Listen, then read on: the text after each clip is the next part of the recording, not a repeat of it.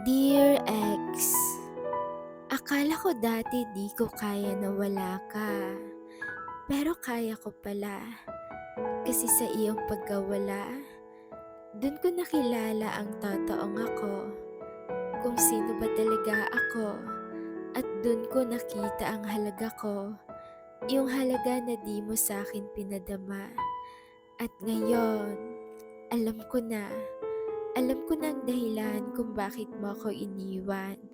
Kasi di ko pala ganun kamahal ang sarili ko. Di ko pala nakita ang halaga ko. Kaya nagpapasalamat ako. Nagpapasalamat ako na nawala ka sa buhay ko. Kasi sa pagkawala mo, dun ko nakilala ang totoong ako. At dun ko napagtanto na pwede pala ako maging masaya kahit wala ka. Kasi ngayon, alam ko na. Alam ko na kung paano na maging masaya na di nakadepende sa iba. Alam ko na kung paano na maging masaya kahit ako lang mag-isa. Kasi alam mo, natutunan ko na kung paano mahalin ang sarili ko. Natutunan ko na kung paano pahalagahan ang sarili ko.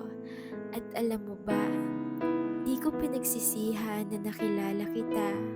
Kasi dahil sa'yo, dahil sa sakit na binigay mo, naging matibay ako bilang isang tao. At dahil sa'yo, nalaman ko na pwede pala akong magmahal ng iba.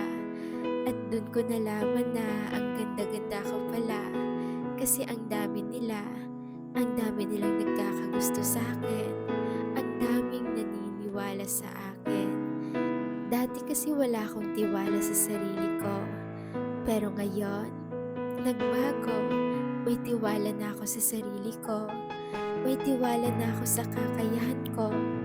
At alam mo, sa ngayon, ang dami ko nang nagagawa na akala ko dati di ko yun kaya, pero kaya ko pala. At ngayon, gusto ko lang sabihin sa'yo na sobrang nagpapasalamat ako kasi dahil sa'yo.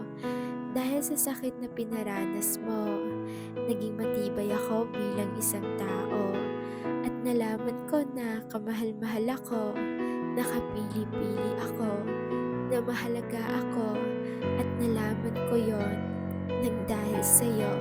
Salamat kasi naging parte ka ng buhay ko, at isa ka sa mga rason kung bakit nagiging matibay ako. Kaya kung nakikinig ka man sa tulang ito, ex, salamat sa'yo. Salamat kasi nakilala kita.